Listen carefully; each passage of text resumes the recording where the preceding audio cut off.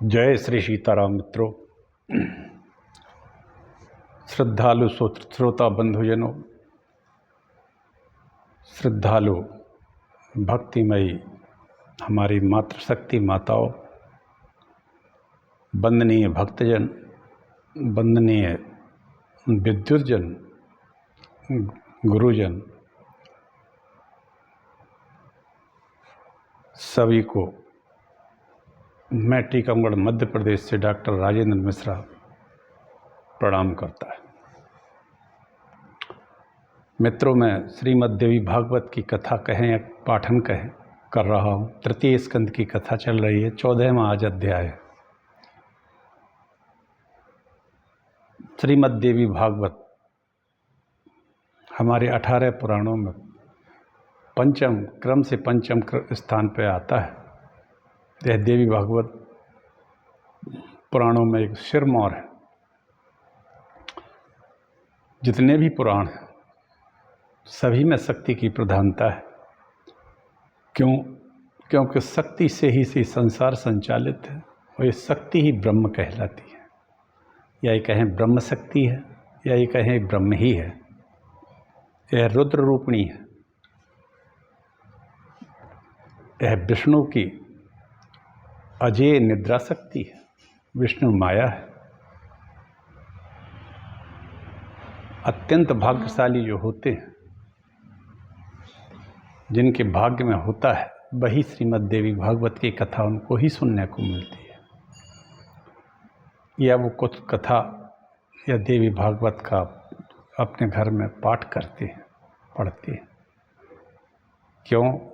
क्योंकि भगवती जगदम्बा की कृपा जब होती है तब सबकी कृपा होने लगती है। ये बिल्कुल सत्य है। तो आज हम इस कथा को कहेंगे। यत्र नार्यस्तु पूजयन्ते रमन्ते तत्र देवता,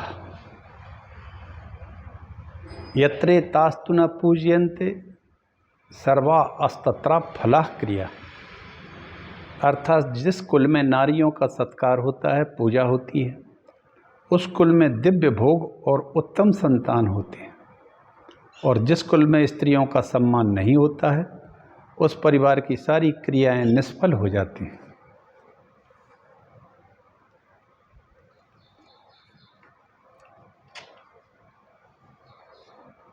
धर्म के वैसे 10 लक्षण होते हैं।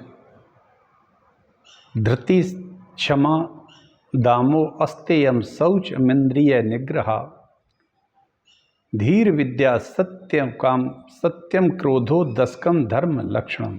अर्थात धैर्य, क्षमा, दम, अस्तेय, चोरी न करना अस्तेय कहलाता है, पवित्रता, इंद्रिय निग्रह, सद्बुद्धि, विद्या, सत्य और अक्रोध, ये धर्म के 10 लक्षण कहे गए। आइए इन 10 लक्षणों से युक्त ये महान पुराण हम आपको सुना रहे हैं। आप लोग सुनिए। एक छोटा सा मंगलाचरण करते हैं, फिर कथा करते हैं। जग मंगल गुण ग्राम राम के, दानी मुकुट धन धर्म धाम के। जग मंगल भल काजु बिचारा, बेगे नाथ न लाए वारा।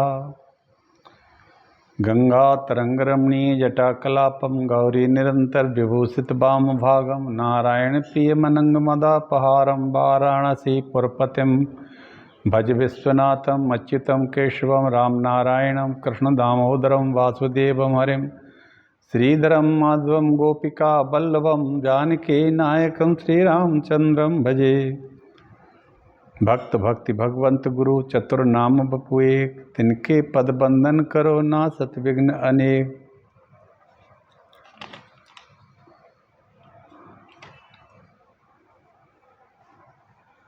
तुलसीदास के पद कमल बारंबार मनाए, गुण गावहु श्री राम के हनुमत होई सहाय। सो कुलधन उमासुन जगत पूज्य सुपनीत श्री रघुवीर परायण जय नर उपज विनीत।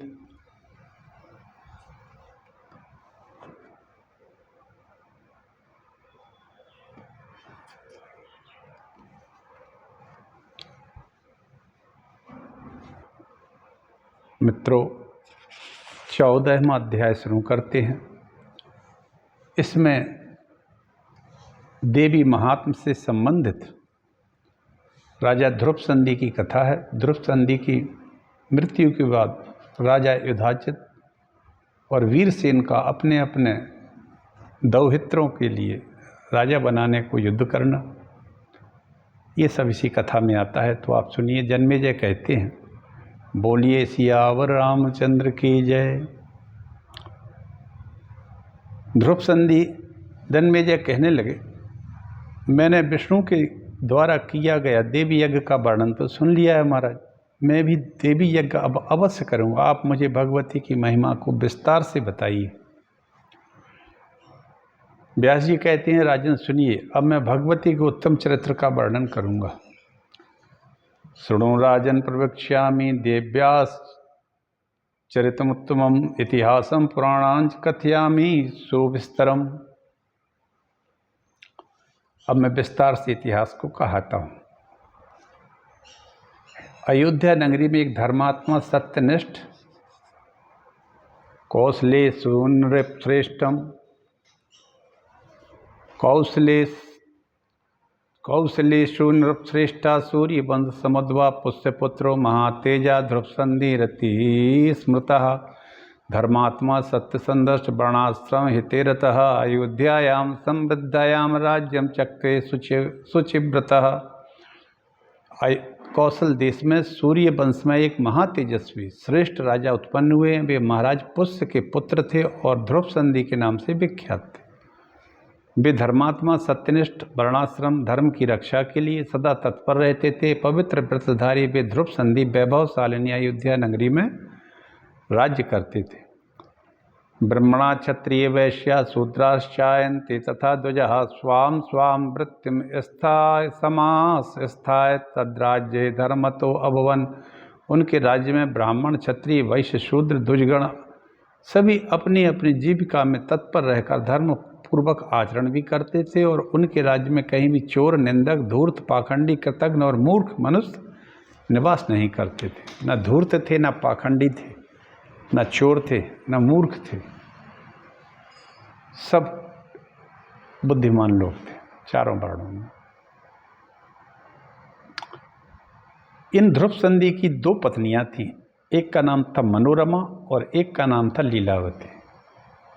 इस मनोरमा नाम की जो पत्नी थी, इसके सुदर्शन नाम का पुत्र था और लीलावती के पुत्र का नाम था शत्रुजित।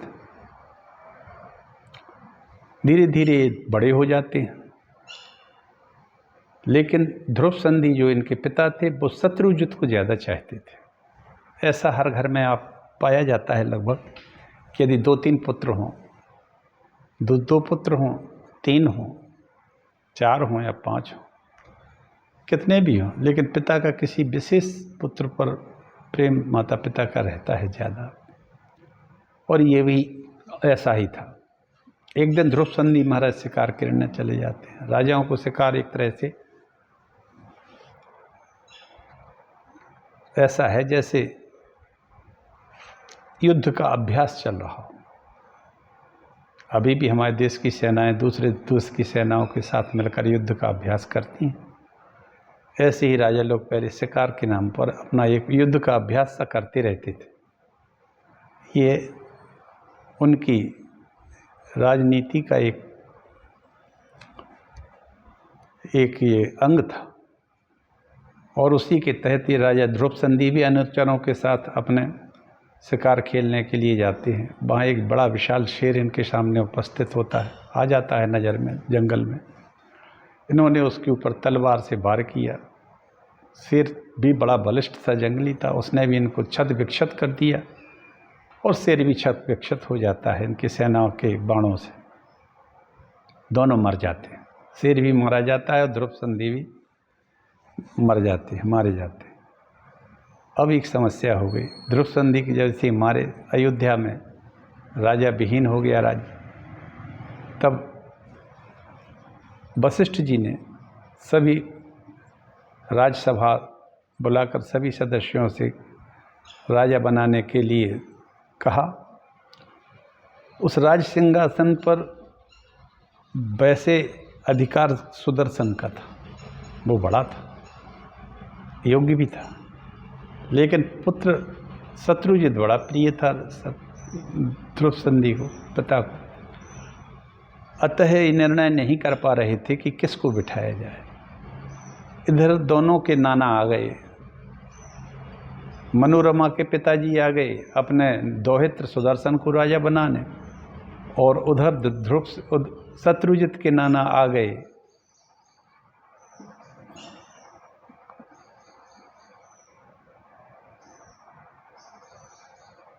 उनका नाम था युधाजित, और मनोरमा के पिता का नाम था वीरसेन। दोनों आ गए और अपने अपने दौहित्रों को उस राज सिंहासन पर विराजमान करने की जिद करने लगे। दोनों साथ में सेना लेके आए थे, युद्ध के लिए तैयार हो जाते हैं। भारी कलह उपस्थित हो गया। दोनों राजाओं ने शस्त्र उठा लिए। इधर में युधाजित, उधर में महाराज वीरसेन अपनी अपनी सेना लेके आ गए। वीरसेन कलिंग से, उड़ीसा से आए। ये उड़ीसा के राजा थे। इन्हीं की पत्नी थी लीलावती। इन्हीं की पुत्री थी मनोरमा।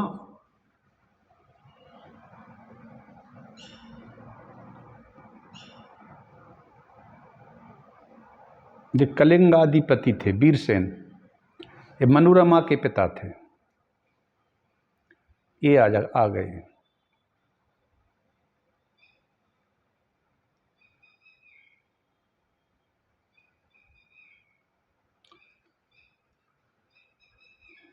और लीलावती के पिता शत्रुजित के नाना अपने दौहित्र के कामना से भी वहां आ गए। अब दोनों, व्यास जी कहते हैं, दोनों राजाओं ने शस्त्र उठा लिए। इधर में युधाजित, उधर महाराज वीरसेन अपनी अपनी सेनाओं के साथ भीषण युद्ध करने लगे।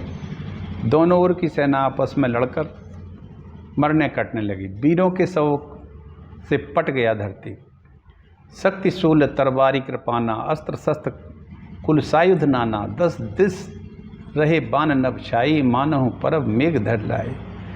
अशुभ होने लागे सब तब नाना, और रोवन खर सकाल बहुस्वाना। बोले खग जग आरत हेतु, प्रगट भय नभ जय केतु। 10 दिस दाय होन अति लागा, भयो परप बिनु रवि उपरागा। अधिक समय तक भारी भीषण युद्ध होता रहा। तदनंतर घोर संग्राम में युधाजित ने अपने तीक्ष्ण बाणों से वीरसेन को मार डाला, और युद्ध क्षेत्र में मरे हुए वीरसेन को देखकर उसकी शेष सेना उखड़ गई, और वो सभी कलिंग को वापस हो गया थे। मनोरमाम हतम श्रुत्वा पितरम रणभूमूर्धनि, भयत्र अस्थात संजाता पितुर्वर मनु आस्मरण। अपने पिता वीरसेन की मृत्यु का समाचार सुन करके, पिता का बैर स्मरण करके मनोरमा भय से व्याकुल हो गई, क्योंकि उसने देख लिया कि मेरे पिता मय सेना के हार गए, मारे भी गए। तो वो अपने पुत्र को बचाने के लिए इस नगर से निकल गई, क्योंकि अब मनोरमा की रक्षा करने वाला कोई था नहीं, और युधाजित उसको मार देता। तो ने अपने श्रेष्ठ मंत्री विदल्य को एकांत में बुलाया और अपने पिता का दाह संस्कार करवा कर रथ में अपने पुत्र को लेकर गंगा जी के तट पर चली गई, और वहाँ निषादों ने उसे लूट लिया, रथधन भी उससे छीन लिया। तदनंतर भयभीत मनोरमा किसी प्रकार नाव से गंगा जी पार करके भरद्वाज मुनि के आश्रम में पहुंच जाती हैं। भरद्वाज मुनि के पूछने पर मंत्री विदल्य ने कहा, हे मुनिवर, यह रूपवती रानी अयोध्या नरेश ध्रुव संधि की रानी मनोरमा है, यह इसका राजकुमार सुदर्शन है। मंत्री ने पूरा हाल मुनि भरद्वाज से कह दिया। इसे सुनकर भरद्वाज ने कहा, निर्भयावस कल्याण पुत्रम पालय सुब्रते, हे कल्याणी तुम इस आश्रम में भय रहित होकर निवास करो और अपने पुत्र का पालन करो। यह बालक आगे चलकर राजा होगा। मनोरमा वहीं आश्रम में कुटिया में आनंद से रहकर समय व्यतीत करने लगे। युधाजित ने अयोध्या में पहुंचकर सुदर्शन को मारने की इच्छा से मनोरमा के विषय में पता किया। अब युधाजित ने वीरसेन को तो मार डाला था, क्योंकि वीरसेन का ये दौहित्र था, लड़की का पुत्र था, जिसको वो राजा बनाना चाहता था सुदर्शन। अब सुदर्शन अकेला रह गया था, तो युधाजित ने सोचा कि सुदर्शन को और मार डालें। तो उसका जो खुद का दौहित्र था, लड़की लीलावती का लड़का शत्रुजित था, उसका राज्याभिषेक हो जाएगा और आगे का कांटा भी निकल जाएगा। तो वो मनोरमा का पता लगाने लगा, ये मनोरमा मिल जाए तो हम जल्दी से मनोरमा को साथ उसके लड़के को मार दें। लेकिन वो नहीं मिली मनोरमा, क्योंकि गंगा के पार होकर भरद्वाज मुनि के आश्रम में चली गई थी। उसने पता लगाने का कोशिश की, पता उसको लग भी गया। वशिष्ठ जी ने वेद मंत्रों से राजकुमार शत्रुजित का राज्य का अभिषेक कर दिया। सभी नगरवासी राजकुमार की स्तुति करने लगे, बंदीजन जयकार करने लगे। लेकिन प्रजा सुशील और पतिव्रता मनोरमा के अयोध्या छोड़कर कहाँ पर रही होगी, उसका पुत्र जीवित है या नहीं। राज्य के लोभी युधाजित ने उसके पिता को मार दिया है। युधाजित ने अपने दौहित्र को गद्दी पर बिठाकर राज्यभार मंत्रियों पर छोड़कर अपने नगर को चला गया। अब युधाजित अपने दौहित्र अपनी लीलावती पुत्री के पुत्र यानी शत्रुजित को अयोध्या के सिंहासन पर बिठा के अपने घर अपने राज्य को चला जाता है। कुछ समय बाद युधाजित को जब ये पता चला कि सुदर्शन भरद्वाज मुनि के आश्रम में रह रहा है, तो सेना लेकर उसी आश्रम में पहुंच गया। युधाजित को आश्रम में आया देखकर मनोरमा रोने लगी कि मेरे पति को मारकर अब मेरे पुत्र को भी ये मारने आ गया है। सोचने लगी, राज्य के लोभी इस दुष्ट युधाजित ने अपने दौहित्र को राजा बना दिया। ठीक ही किया, लोभ के कारण लोग अनेकों पाप करते हैं। इस दुनिया में राज सिंहासन के लिए कई बार बहुत भारी कलह और हत्याएं होती हैं। ये हुआ, यहाँ भी यही हो रहा है। तो राजलोभ के कारण अनेकों पाप करते हैं। लोभा हतः प्रकुर्वन्ति पापानि प्रेणाकिल परलोकद भयम नास्ति कस्यचित् कहरचिन् मुने। हे मुने, लोभ के वशीभूत प्राणी सब प्रकार के पाप कर बैठते हैं। उस समय किसी को परलोक का किंचित मात्र भी भय नहीं रहता है। मुनिवर, आप किसी तरह युधाजित को यहाँ से भगा दीजिए। युधाजित ने भरद्वाज जी को सब प्रकार का बल दिखाया, परंतु भरद्वाज जी ने कहा, मैं मनोरमा को नहीं दूंगा, यदि आप में सामर्थ्य हो तो इसे ले जाकर दिखाओ। युधाजित मनोरमा को और सुदर्शन को ले जाना चाहता था और इनको खत्म कर देना चाहता था, लेकिन भरद्वाज मुनि ने कह दिया, इसको आप नहीं ले जा सकते, ये मेरे आश्रम में। भरद्वाज मुनि कहने लगे, यदि बल रखते हो तो मनोरमा को ले जाकर दिखाओ। भरद्वाज के ऐसा कहने पर युधाजित ने अपने अमात्य से विचार विमर्श किया। अमात्य ने गहन मंत्रणा के साथ मध्य अमात्य ने राजा को विश्वामित्र और वशिष्ठ जी का नंदिनी के संबंध वाला गतिरोध बताया। विश्वामित्र के आश्रम में आने पर वशिष्ठ जी ने नंदिनी की कृपा से स्वागत किया। उसी नंदिनी को विश्वामित्र बलपूर्वक ले जाने लगे। तभी नंदिनी के शरीर से असंख्य अस्त्रों और शस्त्रों से सुसज्जित वीर निकले और विश्वामित्र की सेना का पूरी सेना का सफाया मार डाला। अमात्य के समझाने पर राजा युधाजित सोच समझकर वापस अपने नगर को चला गया। राजा मंत्री की इस बात को मनन करता जा रहा था। इस घटना को उसके मंत्री ने राजा से कह दिया तो वो युधाजित अपने राज्य को लौट जाते। दया सर्वत्र कर्तव्या देवाधीन मदम जगत ईर्ष्या किम न श्रेष्ठ यद भाव्यम तद भविष्यति। मंत्री के शब्द थे, राजन, सर्वत्र दया करनी चाहिए। यह संसार सदा ईश्वर के ही अधीन रहता है। यह संसार सदा ईश्वर के अधीन रहता है। वाह क्या बात है। ईर्ष्या करने से लाभ नहीं होता। क्या लाभ? जो होनी होगी वह तो होकर ही रहेगी। इस प्रकार के संभाषण से राजा अपने मन को शांत करता हुआ युधाजित, क्योंकि बड़ा बलिष्ठ और बड़ा क्रोधी था, अपने नगर में पहुंचकर अपना राज्य करने लगा। इसी भाव को गोसाई जी लिखते हैं, तुलसी जसी भवितव्यता तैसी मिलई सहाय, तुलसी जसी भवितव्यता तैसी मिलई सहाय, आपुन आवहि ताहि पाए, ताहि तहाँ ले जाए। तुलसी जसी भवतव्यता तैसी मिले सहाय।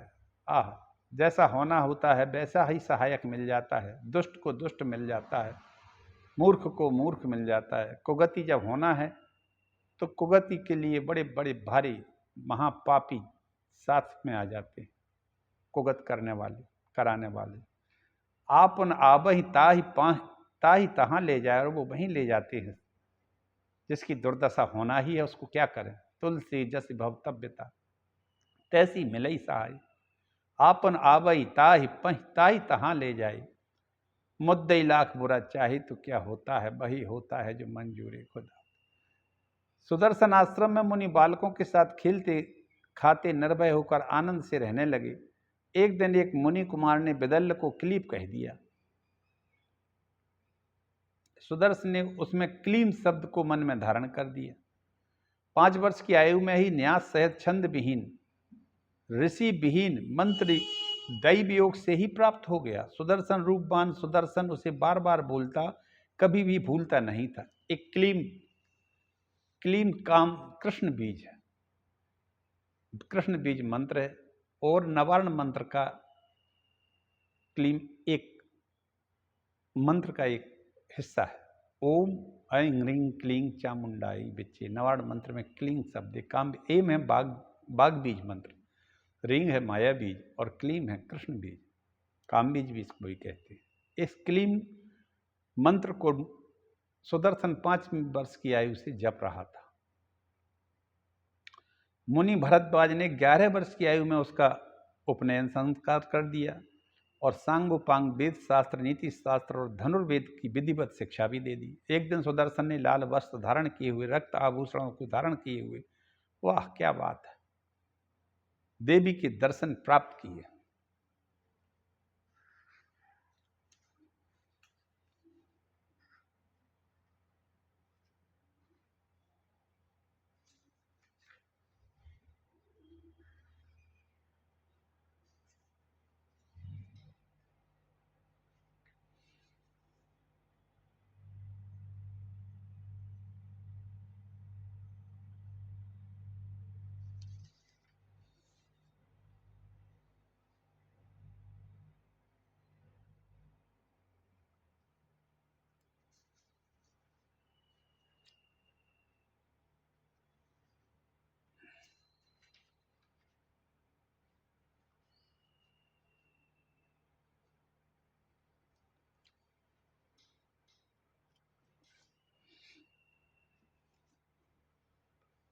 मैंने अभी कहा आपसे बताया कि लोभा हता प्रकुरंती पापानि प्राणे नह किल, परलोकाद भयम नास्ति कस्य चित करे चिन मुने।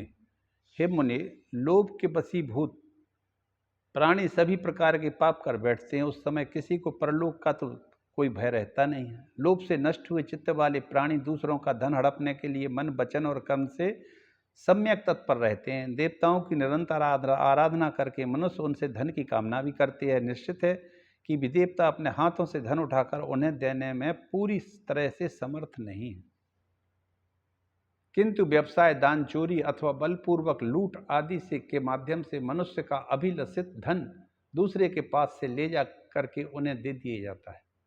विक्रय करने के लिए पर्याप्त धान, वस्त्र आदि का संग्रह करके वैश्य इस भावना से देवताओं की पूजा करता है कि मेरे पास विपुल धन हो जाए। परंतु क्या इस व्यापार के द्वारा दूसरों का धन ग्रहण करने की इच्छा नहीं होती है? वस्तु का संग्रह करने के बाद से ही यह भाव महंगा होने की इच्छा करने लगता है। वह भाव महंगा होने की इच्छा करने लगता है कि ये भाव और इसका महंगा हो जाए तो मुझे विक्रय करने में बहुत लाभ होगा, क्योंकि मैंने इसका संग्रह कर लिया है। इस तरह के व्यापार में एक मानस बन जाता है। लोभ और मोह से घिरे हुए लोगों को तीर्थ दान, वृथा तीर्थम वृथा दानम वृथा अध्ययन में च लोभ मोहा वृता नाम वै कृतम तत्कृतम भवेत। लोभ और मोह से घिरे हुए लोगों को तीर्थ दान अध्ययन सब व्यर्थ हो जाता है। अगर यदि व्यक्ति लोभ और मोह से घिरा है, क्या है, बहुत सुंदर।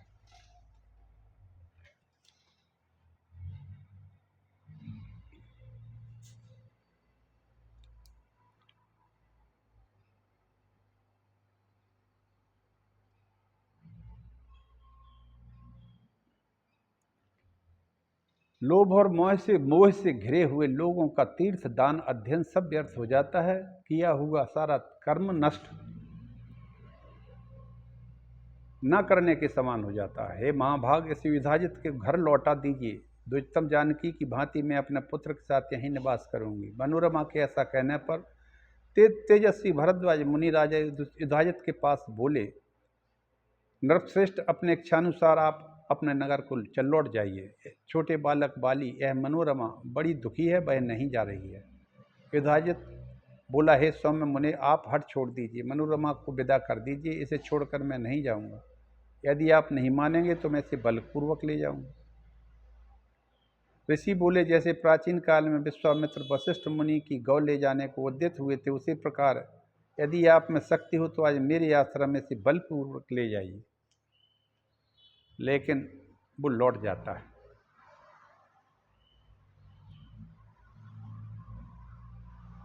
व्यास जी ने भरद्वाज मुनि का यह वचन सुनकर, व्यास जी बोले, भरद्वाज मुनि का यह वचन सुनकर युधाजित ने अपने प्रधान अमात्य को बुलाकर बड़ी सावधानी उनसे पूछा, आप बताएं कि मुझे क्या करना चाहिए।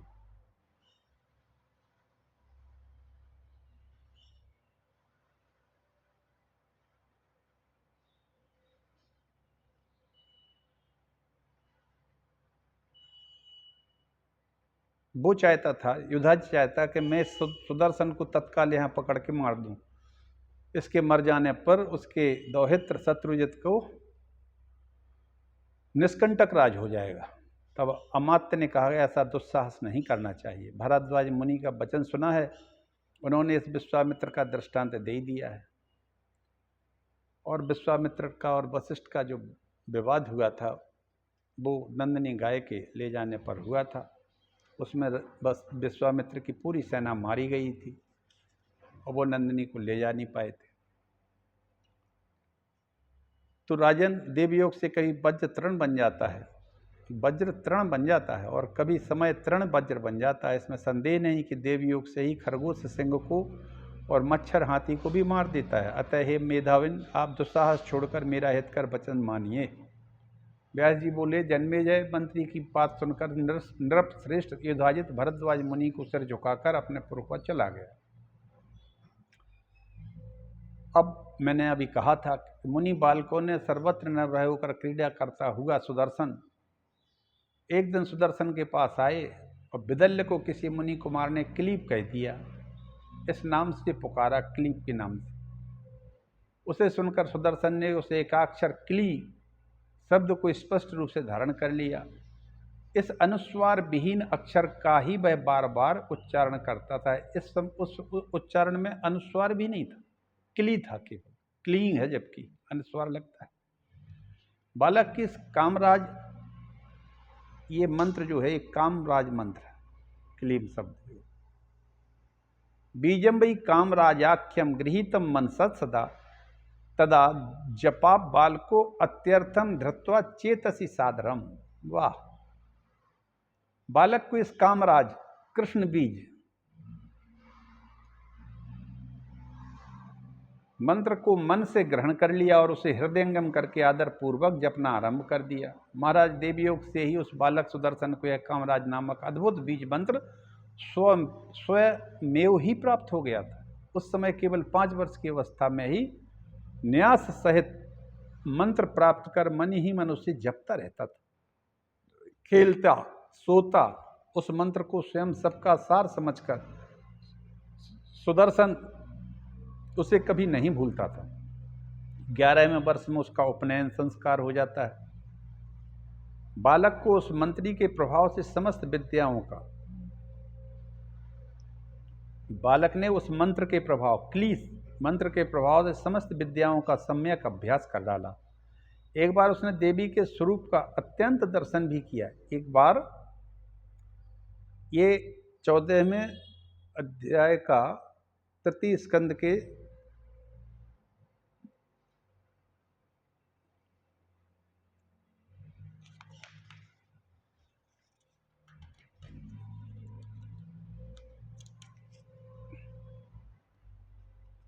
17वें अध्याय का 42वां श्लोक है। ये मंत्र है, कदाचित सोऽपि प्रत्यक्षं देवी रूपम दर्शः रक्तांबरम रक्तवर्णम रक्त सर्वांगभूषणम। माता रक्तांबरा का है ये स्वरूप, रक्तांबरम रक्तवर्णम रक्त सर्वांगभूषणम। एक बार देवी के स्वरूप का इसी मंत्र के प्रभाव से प्रत्यक्ष दर्शन भी किया। आप लोग इस मंत्र को, इस श्लोक को पढ़ सकते हैं। एक बार उसने देवी की प्रत्यक्ष स्वरूप का दर्शन किया। उस समय वे माता जगदम्बा लाल वस्त्र धारण किए थे। उनके विग्रह का रंग भी लाल था और उनके सभी अंगों में रक्त वर्ण के ही आभूषण शोभित हो रहे थे। इस प्रकार दिव्य स्वरूप धारण करके वाहन गरुड़ पर विराजमान अद्भुत वैष्णवी शक्ति को देखकर राजकुमार सुदर्शन के मुखमंडल पर प्रसन्नता छा गई।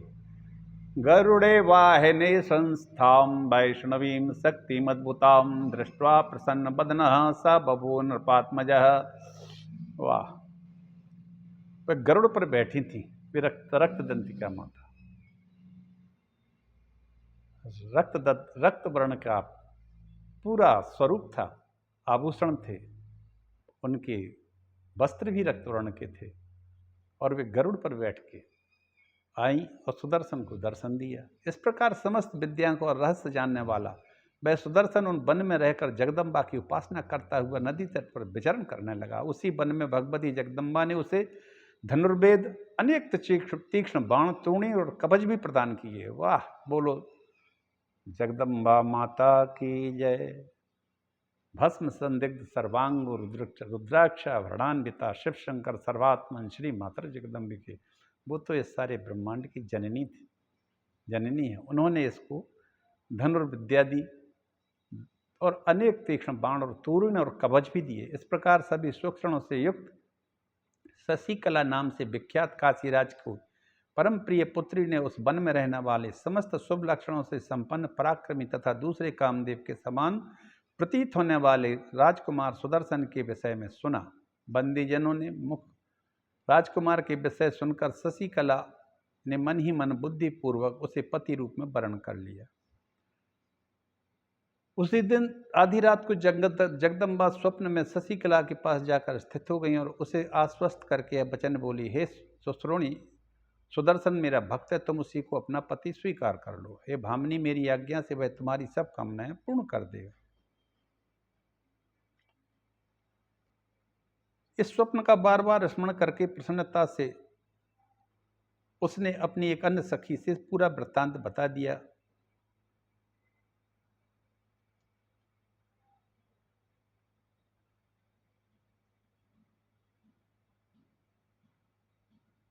अंत में सुदर्शन का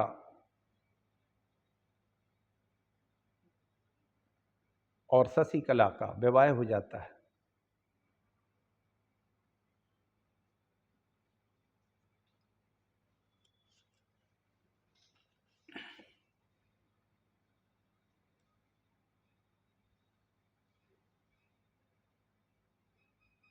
वरंबरे शुश्रोणी मम भक्तः सुदर्शनः सर्व काम प्रदे अस्तु वचनान् मम भामिनी।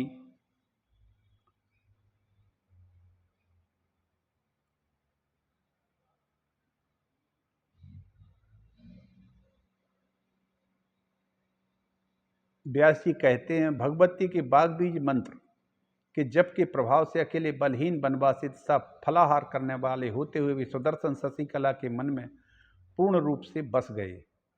एक बार स्वप्न में जगत जननी विष्णु माया तथा संपदा देने वाली भगवती का दर्शन भी किया। उसी समय श्रृंगबेरपुर के अधिपति निषाद राज ने सभी प्रकार की सामग्रियों से परिपूर्ण उत्तम रथ सुदर्शन को प्रदान किया। उसमें 4 घोड़े थे। निषाद ने राजकुमार को वीर बहादुर समझकर भेंट स्वरूप यह रथ प्रदान कर दिया। सुदर्शन ने उस भेंट को प्रेम से स्वीकार किया। निषाद के चले जाने पर ब्राह्मण सुंदर शिरोमणि सुदर्शन से कहने लगे, हे राजकुमार, आप थोड़े दिन के लिए अपना राज्य प्राप्त करेंगे। थोड़े दिन के बाद ही भगवती अम्बा की कृपा से आपको निषाद मिल गया है सहायक के रूप में। तत्पश्चात उस आश्रम में व्रतधारी मुनियों ने मनोरमा से कहा कि भामिनी, अब आपका पुत्र सुदर्शन शीघ्र ही भूमंडल का राजा हो जाएगा।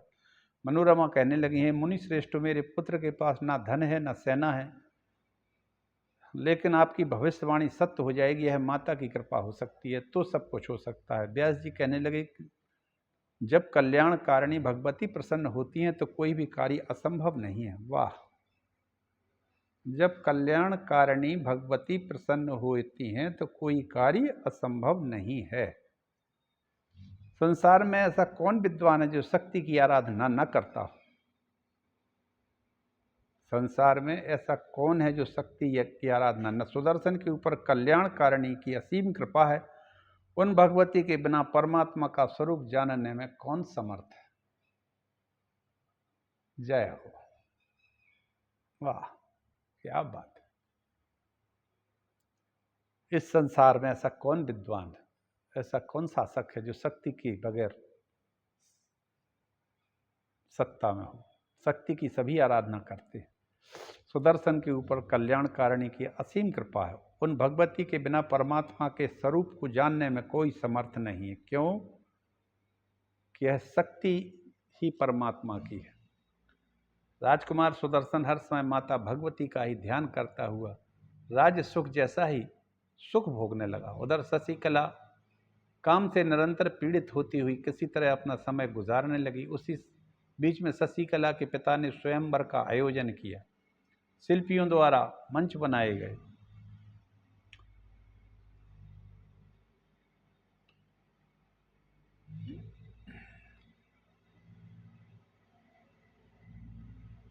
रानी ने सखी से सुना और महाराज सुबाहु से निवेदन कर दिया कि महाराज कहने लगे, जो बालक राज्य से अलग एक संत के आश्रम में माँ के साथ रह रहा है, वह निर्धन शशिकला का पति कैसे हो सकता? आप उसकी माँ है, उसे समझाइए। व्यास जी कहने लगे, रानी ने शशिकला को प्रेम से दुलार कर अपनी गोद में बिठाया, समझाया। शशिकला कहने लगी, हे माता, मैं भगवती की आज्ञा से ही सुदर्शन को अपना पति मान चुकी हूँ।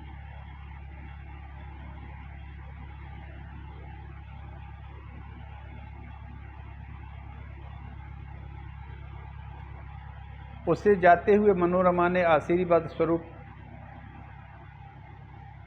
श्लोक 6 श्लोकों में आशीर्वाद से स्तुत कर, दृष्ट्वा मनोरमां पुत्रमासीर्भिश्चान्वमोदयत् अग्रतेस्ते अंबिका पातु पार्वती पातु पृष्ठतः पार्वती पार्श्वयोः पातु शिवा सर्वत्र साम्प्रतम् वाराही विस्मय मार्गे दुर्गा दुर्गेषु कैर्चित् कालिका कलहे घोरे पातु त्वां परमेश्वरी मंडपे तत्र मातंगी तथा सौम्या स्वयंवरे भवानी धूपमध्ये तु पातु त्वां भवमोचनी गिरिजा गिरि दुर्गेषु चामुंडा चत्वरेषु च कामका काननेष्वेवं रक्षतु त्वां सनातनी विवादे विष्णवी शक्तिर्वता त्वां रघुद्वः भैरवी चरणे सौम्य शत्रुणां वै समागमे सर्वदा सर्वदेशेषु पातु त्वां भुवनेश्वरी महामाया जगद्धात्री सच्चिदानंद रूपिणी। स्वयंवर में जाने के लिए उद्यत पुत्र सुदर्शन को देखकर मनोरमा ने इन आशीर्वादों से उसका अनुमोदन किया। भगवती अंबिका आगे पीछे, पार्वती दोनों पार्श्व भाग में, शिवा सर्वत्र तुम्हारी रक्षा करें। विषम मार्ग में बराही, किसी भी प्रकार के दुर्गम स्थानों में दुर्गा, भयानक संग्राम में परमेश्वरी कालिका तुम्हारी रक्षा करें। उस मंडप में देवी मातंगी, स्वयंवर में भगवती सौम्या तथा भव बंधन से मुक्त करने वाली भवानी राजाओं के बीच तुम्हारी रक्षा करें। इस प्रकार पर्वतीय दुर्गम स्थानों में गिरिजा, चौराहों पर देवी चामुंडा और वनों में सनातनी कामगा देवी तुम्हारी रक्षा करें। हे रघुद्वय, विवाद में भगवती वैष्णवी तुम्हारी रक्षा करें। सौम्य शत्रुओं के साथ युद्ध में भैरवी तुम्हारी रक्षा करें। जगत को धारण करने वाली सच्चिदानंद रूपिणी महामाया भुवनेश्वरी सभी स्थानों पर सर्वदा तुम्हारी रक्षा करें। व्यास जी कहने लगे, अपने पुत्र को आशीर्वाद स्तोत्र बोलकर मनोरमा भी अपनी दासी को साथ लेकर सुदर्शन के साथ ही चल दी। रघुवंशी सुदर्शन अपनी माता मनोरमा के साथ वाराणसी पहुंच गया। वहां सुबाहुनि नगर में उनका स्वागत सत्कार किया। उनके निवास आदि से सुंदर व्यवस्था की। उन्होंने सेवा में अनेक नियुक्त कर दिए सेवक। काशी में अनेक देशों के राजा ठहरने लगे।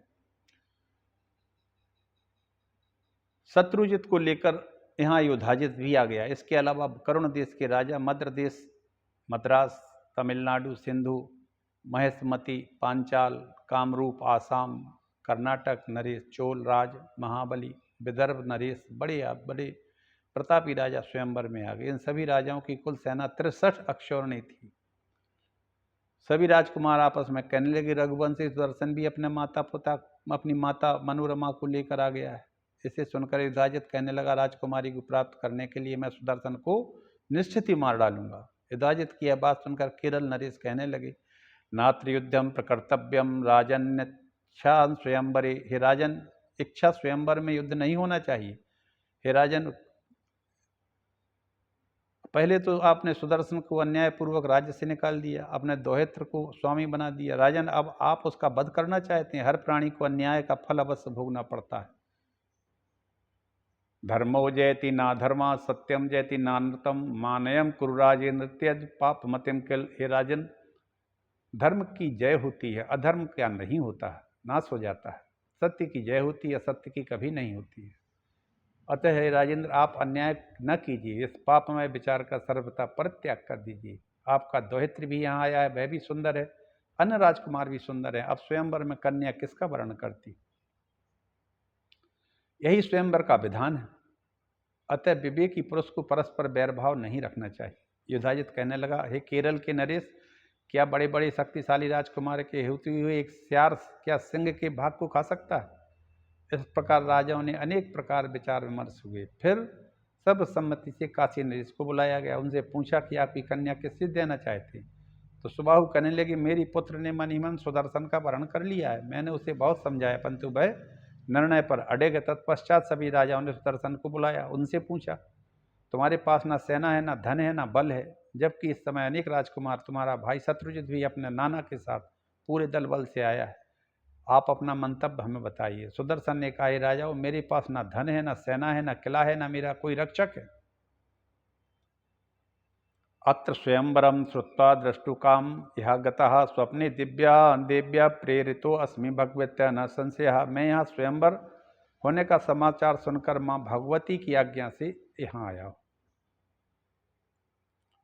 उन्होंने मुझे स्वप्न में दर्शन देकर कहा था, हे राजाओं, संसार में मेरा कोई शत्रु नहीं है। मैं तो सर्वत्र माँ भवानी को ही देखता हूँ। हे राजाओं, देवता दानव मनुष्यों में एकमात्र भगवती ही विद्यमान है।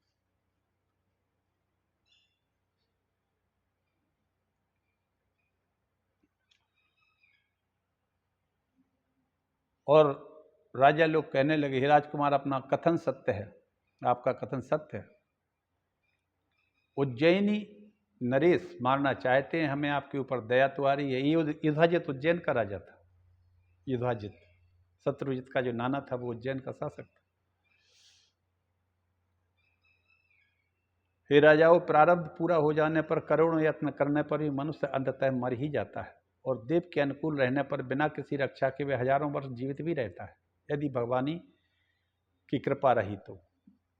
देव का अनुकूल होना। हे श्रेष्ठ राजाओं, युधाजित के प्रति मेरे मन में जरा भी बैरभाव नहीं है। जो मुझसे शत्रुता करेगा वह उसका फल प्राप्त करेगा। दूसरे दिन शुभ मुहूर्त में राजा सुबाहु ने स्वयंवर वाले भव्य मंडप में सभी राजाओं को बुलाया। तत्पश्चात सुबाहु ने रेशमी वस्त्र आभूषण से सुशोभित शशि कला के हाथ में सुंदर माला वर चुनने के लिए दे दिया।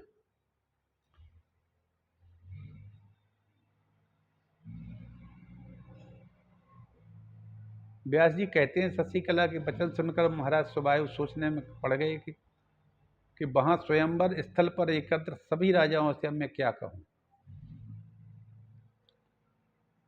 व्यास जी कहते हैं युधाजित की क्रोधपूर्ण बातें सुनकर महाराज सुबाहु शोकाकुल हो उठे।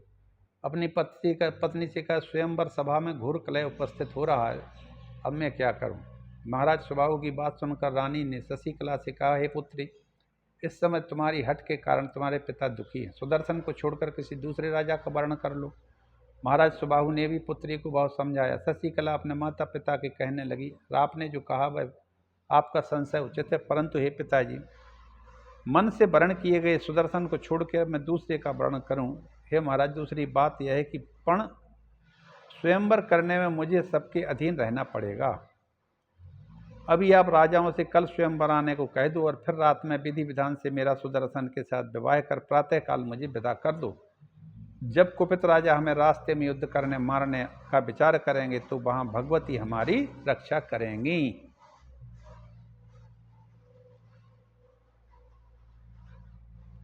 इसी के साथ मित्रों, अब मैं अपनी वाणी को विराम देता हूँ। आगे की कथा हम आगे कहेंगे। ये देवी महात्मा है और नवार्ण मंत्र के क्लीन शब्द की इसमें महत्ता बताई जा रही है। इस क्लीन शब्द के जप मात्र से, निरंतर जप से भगवती का साक्षात होता है। सुदर्शन को दिव्य वरदान मिलते हैं, दिव्यास्त्र भी मिलते हैं और भगवती की कृपा मिलती है। और ये इसकी शादी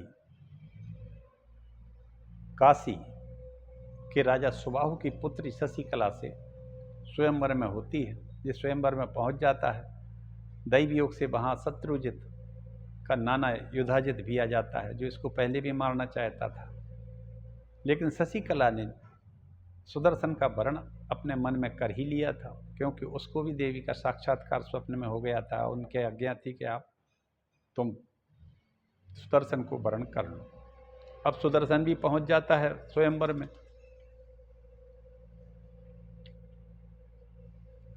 इसके बाद इनकी शादी हो जाती है। अब आगे की कथा हम आगे कहेंगे, क्योंकि अभी ये जब जाने लगता है तो इससे बड़ा भारी युद्ध होता है और उसमें माता भवानी इनकी रक्षा करती है। इसी के साथ में अपनी वाणी को विराम देता हूँ। देवी महात्मा से संबंधित ये सब ये अध्याय हैं, आप लोग सुन के इससे लाभ उठाएं। भगवती जगदम्बा आप सब पर कृपा करें। बोलिए प्रेम से हर हर महादेव। जय श्री राम।